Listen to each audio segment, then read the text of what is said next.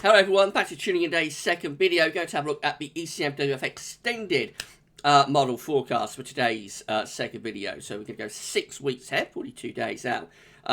With the ECM extended, we're looking at mean surface pressure, 500 millibar height, temperature and precipitation anomalies for the next 6 weeks. That will take us pretty much to the end of July, maybe even the start of August. I shall get on that for you in a second, just to say that the first video released today was our nice little 7 AM upload, so check that one out if you'd like to do that. We've got the weekend forecast and a 10 to 14 dayer coming up for you later on this afternoon. Please like, share, subscribe on all the videos. Thank you so much for doing that. Hope you're having a lovely Saturday.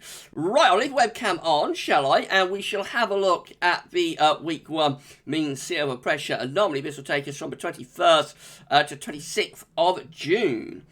So the coming week looks quite unsettled, actually, with below average height snow, which means little pressure. So with low pressure centred across the UK and Western Europe. Remember, we just focus on the UK. This one will do the wider European extended forecast on a Tuesday.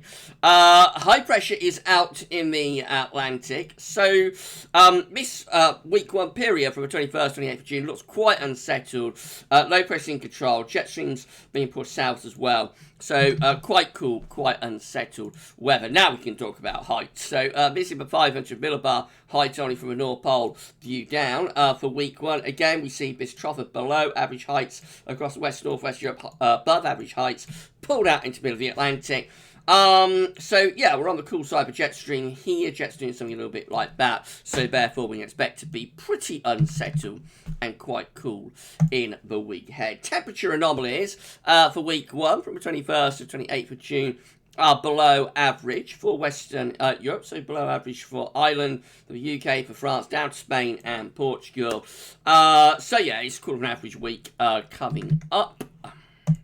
It's also a rather wet week as well, which of course you expect as we're under a trough of low pressure. So above average rainfall, below average temperatures for the UK and for Ireland in the week ahead from 21st to 28th of June. It's not going to be a great end to June. Let's see if things get better as we move into week 2. So it's going to be from the 28th of June to the 5th of July.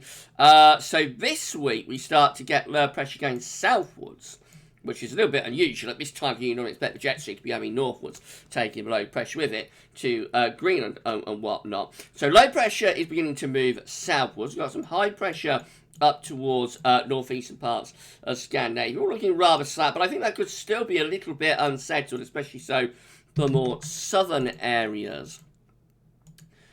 Week 2, 500 millibar height anomaly looks a little bit different to the mean surface pressure anomaly, interestingly, with more influence from above average heights, high pressure. Just generally across northern and west Europe, there is some lower pressure, maybe not low pressure, but lower pressure through here, I suppose. So yeah, that could be a drier, and a little bit warmer as well, I think.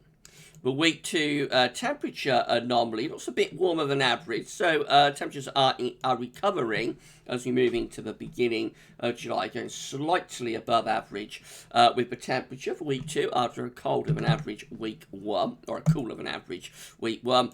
And the precipitation anomaly going a bit drier in this week, so a warmer, drier week coming up with temperatures starting to recover and you know, more influence from higher pressure, meaning that we start to dry out as well. And then week 3 will take us from the 5th through to the 12th of July. Ever weakening signals here, but we've still got some high pressure to our west-southwest, a little bit across northeastern Europe. Otherwise, not a great deal to work on. It's low pressure down towards Italy.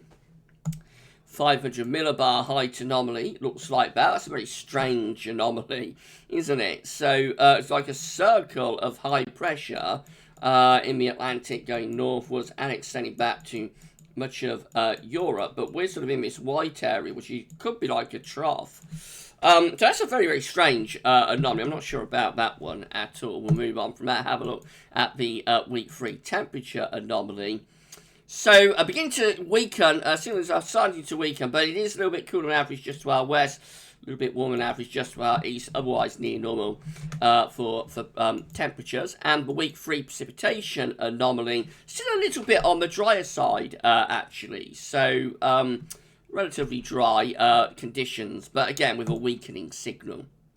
And then move through to week 4, which is the 12th through to the 19th of July. Higher pressure then getting closer to us, sitting just to our west and southwest. This could be starting to turn drier and warmer, therefore, as we move into the middle part of July, with more influence from high pressure. The 500 millibar height anomaly placing the above average heights more or less right over top of the country. So again, you'd expect quite a lot of dry weather and quite warm weather coming up with that. The week 4 temperature anomaly, so a little bit cooler than average just to our west still. A little bit warmer than average just to our east, otherwise near normal, no signal. I suspect that could be another relatively warmish type week though, definitely. And relatively dry again as well. The model is forecasting drier than average conditions for Ireland and for the UK. Right, let's move out to week 5. This is going to be the 19th to 26th of July, because the further out we're going, the more unreliable it's all getting, you know, the more speculative it all gets. And just take it with a pinch of salt, really, when we're going this far out. But week 5 will get us from the 19th of July to the 26th of July, so more or less to the end of the month, with above average heights now over and to the west of the country. So still an anticyclonic signal, really. The difference, I suppose, is that we are starting to bring in a little bit more of a northwesterly type flow. So begin to lower the temperature down with that, but still with a lot of dry weather. The 500 millibar height anomaly again shows the above average heights pulling away from us into the North Atlantic, which sends a jet stream on a northwest-southeast alignment. So actually that might be starting to turn a little bit more unsettled as well, though it doesn't really show any low pressure or below average heights.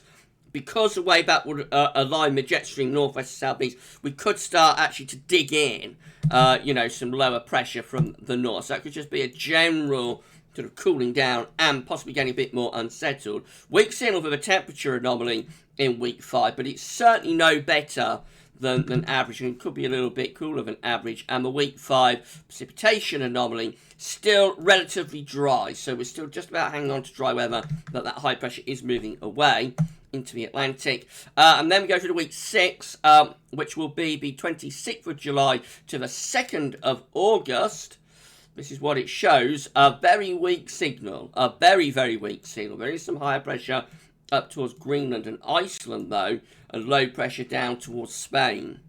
Let's see if the 500 millibar height anomaly reveals anything else. So it just looks like that area of above average heights, the high pressure, is going north, really, and becoming a bit of a northern blocking type setup, which in the middle of summer is not going to be that great, because it'll tend to send the jet stream south and bring low pressure south as well. It does not show low pressure coming southwards with a jet stream. That tends to be what happens in summer, you know, when you have blocking around Greenland.